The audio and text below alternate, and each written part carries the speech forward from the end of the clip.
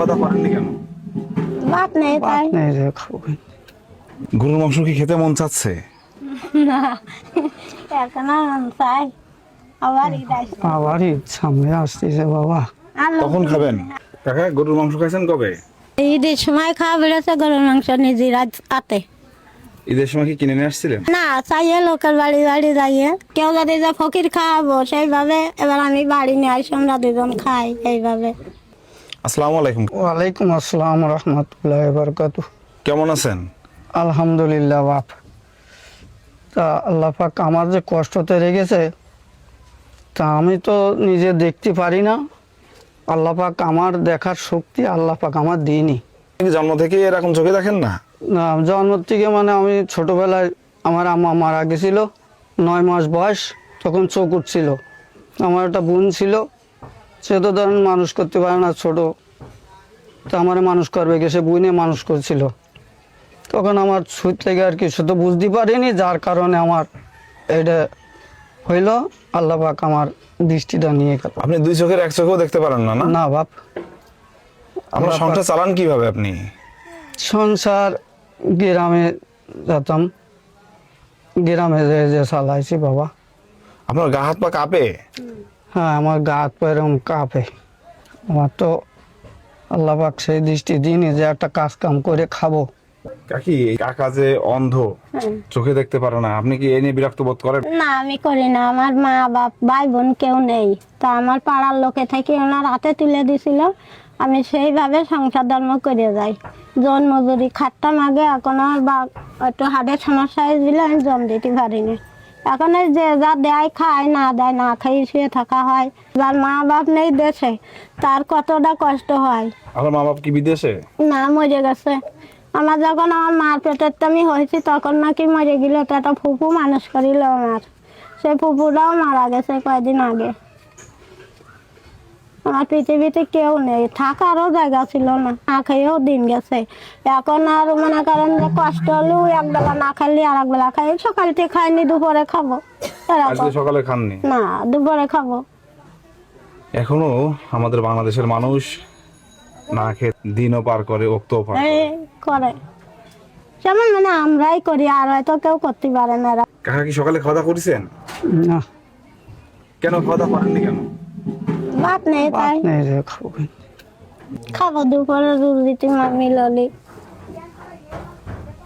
এখন মনে করেন আমাদের মতন কষ্টে কেউ নেই মনে হয়, আমি দেখি আমি অর্ধেক কাজ করতে পারি না, তো আমিও কাজ করতে পারি না, হাড়ের সমস্যা। না আগে লোকের বাসায় কাজ করেছি, মাঠে জন দিছি, 15 টাকা ইনকাম হয়তো আমার জনের দাম। আমি জীবনে বহুত কষ্ট করেছি। কাকা গরুর মাংস খাইছেন কবে? ঈদের সময় খাওয়া বেড়েছে গরুর মাংস নিজের হাতে। ঈদের সময় কি কিনে নিয়ে আসছিলেন? না চাইয়ে লোকের বাড়ি বাড়ি যাইয়ে। তাছাড়া আর খাননি? না না সত্যি নাকি কাকা?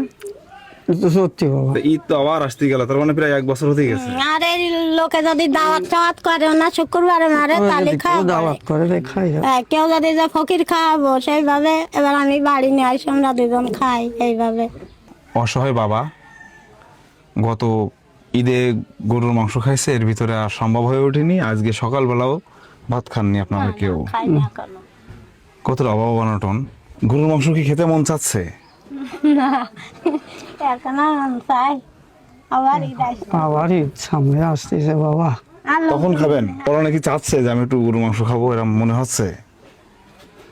না ওরকম মনে চায় না। আপনি নিজে বাজারে গিয়ে গোস্তর দোকান থেকে লাস্ট কতদিন আগে গোস্ত কিনে নিয়ে আসেন? গরুর গোস্ত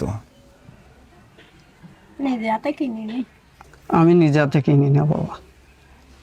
কারণ কি টাকা হয়ে ওঠেনি নাকি এমনি না কিনেন? না টাকা নেই তো আমি কিনবো কিন্তু। আপনার সারা জীবদ্দশায় কখনোই কিনেননি?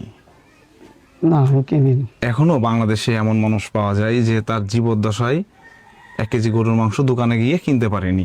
আজকে বাজারে যাবেন, যায় 1 কেজি গরুর মাংস নিয়ে আসবেন। হ্যাঁ ইনশাআল্লাহ। ইনশাআল্লাহ।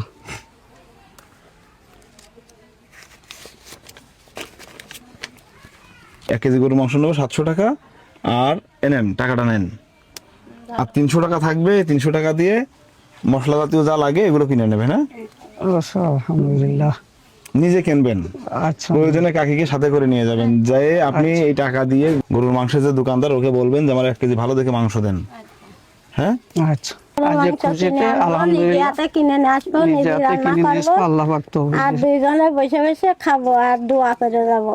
এনারা এই বৃদ্ধ বয়সে বয়সে ওনাদের একসাথে জীবন চলা, এই জীবন চলা যেন